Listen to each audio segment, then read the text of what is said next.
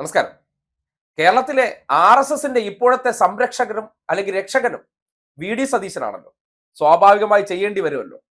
ഇന്നലകളിൽ പറവൂരിലെ RSS ശാഖകൾ നിറങ്ങി നടന്ന ഒരു വ്യക്തി, അദ്ദേഹം RSSന്റെ കൂടി പിന്തുണയോടുകൂടി വിജയിച്ച് പ്രതിപക്ഷ നേതാവാകുമ്പോൾ സ്വാഭാവികമായിട്ട് ചെയ്ത സഹായങ്ങൾക്ക് തിരിച്ച് സഹായം കൊടുക്കണമല്ലോ. അല്ലെങ്കിൽ തന്നെ കോൺഗ്രസ് നേതാക്കന്മാരായിട്ടുള്ള കെ സുധാകരൻ RSS ശാഖയ്ക്ക് കണ്ണൂരിൽ സംരക്ഷണം കൊടുത്തിട്ടുണ്ടെങ്കിൽ ഇന്നത്തെ കാലഘട്ടത്തിൽ അവരെ നിലനിർത്തേണ്ടത്, അവരെ ഞങ്ങളുമായിട്ട് അടുപ്പിച്ച് നിർത്തേണ്ട ഉത്തരവാദിത്വം സതീശനുണ്ടാകും. കാര്യം ഗോൾവാൾക്കർ ചിത്രത്തിലൊക്കെ അദ്ദേഹം നേരത്തെ തിരിതെളിച്ച് RSSകാരോടുള്ള അദ്ദേഹത്തിന്റെ മനോഭാവം എന്താണെന്ന് തെളിയിച്ചിട്ടുള്ളതാണ്. അതുകൊണ്ടാണ് കഴിഞ്ഞ ദിവസം അദ്ദേഹം മാധ്യമ പ്രവർത്തകർക്ക് മുന്നിൽ വന്നപ്പോൾ സി സദാനന്ദൻ കേസുമായി ബന്ധപ്പെട്ട് ഇടതുപക്ഷത്തിന്റെ ഭാഗമായിട്ടുള്ള ചിലർ ആ കേസിൽ ഉൾപ്പെട്ടവരെ തിരിച്ച് ജയിലിലേക്ക് പോകേണ്ടി വന്ന സന്ദർഭം, അതിൽ കെ ശൈലജ പങ്കെടുത്തപ്പോൾ RSSകാരെക്കാളും വലിയ വേദനയുണ്ടായത് കേരളത്തിലെ പ്രതിപക്ഷ നേതാവായിട്ടുള്ള VD സംഗീശനാണ്. നമ്മളെല്ലാം ഞെട്ടിക്കുകയും നിരാശപ്പെടുത്തുകയും ചെയ്ത സംഭവമാണ്.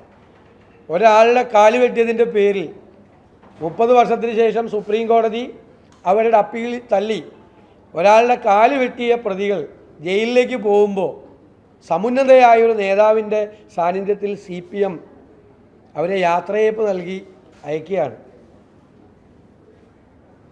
ഞാൻ സത്യം പറഞ്ഞാൽ എനിക്ക് ശൈലജ ടീച്ചറോട് വളരെയധികം വലിയ ശക്തമായ പ്രതിഷേധമുണ്ട്.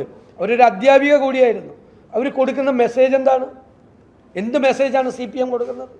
CPM പോലത്തെ ഒരു പാർട്ടി വളർന്നു വരുന്ന തലമുറയോട് കൊടുക്കുന്നൊരു മെസ്സേജ് എന്താണ്? ആരുടെ ആകട്ടെ ഒരാളുടെ കാല് വെട്ടിയതിൻ്റെ പേരിൽ കോടതി ശിക്ഷിച്ച ആളെ സമ്മേളനം നടത്തി യാത്രയയപ്പ് നടത്തി യാത്രയാക്കുന്നു. ഇത് എന്തൊരു പാർട്ടിയാണ് ഈ CPM എന്ന് പറയുന്നത്? ഒരു അത്ഭുതവും ഇല്ല.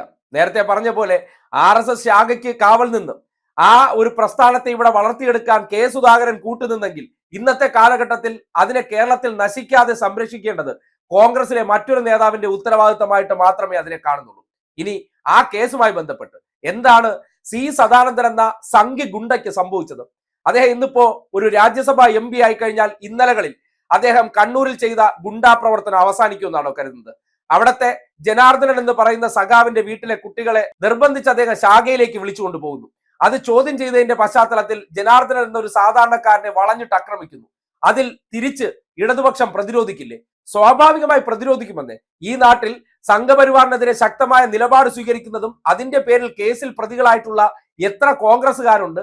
അല്ലെങ്കിൽ സംഘപരിവാറുകാർ വന്ന് കോൺഗ്രസ്സുകാരുടെ വീട്ടിൽ നിന്ന് ഏതെങ്കിലും കുട്ടികളെ ശാഖയിൽ വിളിച്ചു കൊണ്ടുപോയി കഴിഞ്ഞാൽ അത് വിശ്വാസത്തിന്റെ ഭാഗമല്ലേ? അത് നല്ല കാര്യമല്ലേ? പോകട്ടെ എന്ന് വിചാരിക്കുന്ന കോൺഗ്രസ്സുകാർക്കും എന്നാൽ ഇടതുപക്ഷക്കാർക്ക് അത് ഉൾക്കൊള്ളാൻ പറ്റില്ല, അത് വളരാൻ പാടില്ല എന്നതിന്റെ പേരിൽ അന്ന് ശക്തമായി പ്രതിരോധിച്ചിട്ടുണ്ട്.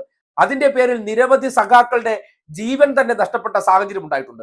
അതുകൊണ്ട് അങ്ങനെ ഒരു കേസിൽ അവർ പെട്ടതിന്റെ ഭാഗമായി ജയിലിൽ പോകുന്നുണ്ടെങ്കിൽ ഒരു സംശയവും വേണ്ട, അവർക്കൊപ്പം നിൽക്കും, അവർക്ക് യാത്രയയപ്പ് കൊടുക്കും, അവർക്ക് നിയമസഹായം കൊടുക്കാനും ഒരു തരത്തിലും പാർട്ടിയോ സഖാക്കന്മാരോ മാറി നിൽക്കേണ്ട കാര്യമൊന്നുമില്ല. ഇന്നലകളിൽ ചെയ്ത തോന്നിവാസത്തെ പ്രതിരോധിക്കാൻ അവർ മുന്നിൽ നിന്നു. അതുകൊണ്ട് ഇന്നും സംഘികളെ ഈ നാട്ടിൽ മുരടിപ്പിച്ച് നിർത്താൻ കഴിഞ്ഞു. അതിനപ്പുറത്തേക്ക് അവർ വളരാൻ വേണ്ടി വെമ്പൽ കൊണ്ടുനിന്ന സന്ദർഭത്തിൽ അവർ പ്രതിരോധമായവരാണ്. അവരെ യാത്ര അയക്കാൻ വേണ്ടി ശൈലജ ടീച്ചർ ഇനിയും പോകും. ജയിലിൽ പോയി ബാക്കിയുള്ള നേതാക്കന്മാർ കാണുകയും ചെയ്യും. അതിൽ RSSകാരെക്കാൾ വലിയ ചൊറിച്ചിൽ സതീശൻ ഉണ്ടാകുന്നുണ്ടെങ്കിൽ, സതീശൻ ഇപ്പോൾ ശൈലജ ടീച്ചറോടുള്ള എല്ലാ തരത്തിലുള്ള ബഹുമാനവും നഷ്ടപ്പെട്ടെങ്കിൽ ഒരു സംഘിക്ക് സഖാവിനോടുള്ള ബഹുമാനം നഷ്ടപ്പെട്ടതിൽ ഈ നാട്ടിൽ ഒരു ചുക്ക് സംഭവിക്കാനില്ല. ആ വിഷയവുമായി ബന്ധപ്പെട്ട് കഴിഞ്ഞ ദിവസം P ജയരാജൻ പറഞ്ഞ വാക്കുകൾ തന്നെയാണ് ഗുണ്ടാ സംഘികൾക്കും ഗുണ്ടാ കോൺഗ്രസുകാർക്കും അവർക്ക് വേണ്ടി മാധ്യമ സ്ഥാപനങ്ങൾക്കകത്തിരുന്ന് കൂലിയെഴുത്ത് നടത്തിക്കൊണ്ടിരിക്കുന്ന മാപ്രകൾക്ക് നൽകാനുള്ള മറുപടി. ശൈലജ ടീച്ചർ ഈ ശിക്ഷിക്കപ്പെട്ട പ്രതികൾ കോടതിയിൽ ഹാജരാകുന്ന അവസരത്തിൽ അവിടെ പോയി പിന്തുണ പ്രഖ്യാപിച്ചു എന്നാണല്ലോ നിങ്ങൾ പറയുന്നത്. എനിക്ക് ഇന്നലെ പോകാൻ പറ്റിയില്ല. എനിക്ക് സൗകര്യം ഉണ്ടെങ്കിൽ ഞാനും പോകുമായിരുന്നു. ഇനിയിപ്പോൾ ജയിലിൽ പോയിട്ട് ഈ അധ്യാപകന്മാർ ഉൾപ്പെടെയുള്ള ആളുകളെ ഞാനും കാണും. അല്ലെന്നല്ലേ പറഞ്ഞത്? തെറ്റല്ലെന്ന് ഞാൻ പറഞ്ഞത്. കാരണം നിങ്ങൾക്ക് അടി കൊണ്ടിട്ട് നിങ്ങൾക്ക് മനസ്സിലായില്ലേ? ഈ RSSനെ ഈ വിധം പ്രോത്സാഹിപ്പിച്ചു കഴിഞ്ഞാൽ മാധ്യമ പ്രവർത്തകന്മാർക്ക് സ്വതന്ത്രമായിട്ടുള്ള മാധ്യമ പ്രവർത്തനം തന്നെ അസാധ്യമാവും എന്നതിൻ്റെ ഏറ്റവും പ്രധാനപ്പെട്ട തെളിവാണ് ഛത്തീസ്ഗഡിൽ നിന്ന് വന്നിട്ടുള്ള വാർത്ത. അപ്പം അതുകൊണ്ട് RSS എന്ന് പറയുന്നത് അത് പുത്തൻ ഫാസിസ്റ്റ് പ്രവണതകൾ പേടിപ്പിക്കുന്ന ഒരു ശക്തിയാണ്. അപ്പോൾ അതിൻ്റെ ഭീവത്സമായിട്ടുള്ള ആക്രമണത്തിൻ്റെ ഇരയായിരുന്നു ആര്? ജനാർദ്ദനൻ, CPMന്റെ ബ്രാഞ്ച് സെക്രട്ടറി, കല്ലുകൊത്തു തൊഴിലാളി. അയാളുടെ കുട്ടികളെയാണ് RSSന്റെ ശാഖയിലേക്ക് ഇദ്ദേഹം കൊണ്ടുപോയത്. അല്ലല്ല, പകരത്തിന് പകരം വീട്ടാൻ പാടില്ല എന്ന് തന്നെയാണ് CPM-ന്റെ നിലപാട്. പക്ഷേ ഈ ജനാർദ്ദനെ പോലെയുള്ള ഒരു പൊതുപ്രവർത്തകനെ ഈ വിധം പരസ്യമായിട്ട് ആക്രമിച്ചപ്പോൾ ആ നാട്ടിൽ നിന്ന് രോഷമുണ്ടായിട്ടുണ്ട്. അതിനെ അടിസ്ഥാനപ്പെടുത്തി ഈ സംഭവം ഉണ്ടായിട്ടുണ്ട്. ആ നിലക്ക് കണ്ടാകും. കേരളത്തിലെ മാധ്യമ സ്ഥാപനങ്ങളിലെ സംഘിബുദ്ധികൾ എഴുതുന്നത് പോലെ തൽക്കാലം ജീവിക്കാൻ സൗകര്യമില്ല. അതിന്റെ പേരിൽ ഇനിയിപ്പോ ഏതെങ്കിലും ക്രെഡിറ്റ് മോഹികളായിട്ടുള്ള സഖാക്കന്മാരോ നേതാക്കന്മാരോ മാറി നിൽക്കുന്നുണ്ടെങ്കിൽ അവർക്കത് തുടരാം. കാര്യം അവർക്ക് അവരുടെ വ്യക്തിപരമായ നേട്ടങ്ങളായിരിക്കും ചിലപ്പോൾ വലുത്. അതിനപ്പുറത്തേക്ക് ആ സഖാക്കന്മാരെ ജയിലിലേക്ക് അയക്കുമ്പോൾ അവർക്ക് യാത്രയപ്പ് കൊടുക്കും, അവരോടൊപ്പം നിൽക്കും, അവരോടൊപ്പം ചേർന്ന് തന്നെ മുദ്രാവാക്യം വിളിക്കും. അതിൽ യാതൊരു സംശയവും വേണ്ട. അങ്ങനെയുള്ള പ്രവർത്തനം ചെയ്യേണ്ടത് ഇന്നലകളിൽ ഈ നാടിൽ വർഗീയ ശക്തികൾക്കെതിരെ പ്രതിരോധമായതാണ്. സി സദാനന്ദന്റെ കയ്യിലിരിപ്പ് തന്നെയാണ് അദ്ദേഹത്തിനെ സംബന്ധിക്കുന്നിടത്തോളം ഇങ്ങനെ ഒരു സംഭവം ഉണ്ടായത്. അതിലൊരു സംശയവുമില്ല. അവിടെ KV സുധീഷ് എന്നൊരു SFI നേതാവിന് ജീവൻ നഷ്ടപ്പെടുന്ന സാഹചര്യം ഉണ്ടായി. അത് RSSകാരാൽ ചെയ്യപ്പെട്ടതാണ്.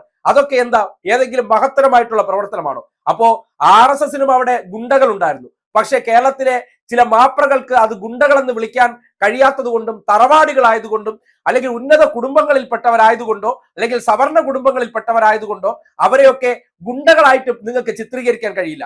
തൊഴിലാളി പാർട്ടിയിലുള്ളവർ മാത്രമാണല്ലോ ഗുണ്ടകൾ. അതുകൊണ്ട് അന്ന് ഈ തോന്നിവാസത്തിന് തുടക്കം കുറിച്ചത് സി സദാശിവൻ തന്നെയാണ്. അതിൽ തിരിച്ചുള്ള പ്രതികരണം കുറച്ച് കടുപ്പപ്പെട്ടതായിരുന്നു. അത് ഓരോ കാലഘട്ടത്തിൽ ആ പ്രതികരിച്ച ജനങ്ങളുടെ അപ്പോഴത്തെ വൈകാരികതയുടെ ഭാഗമാണ്.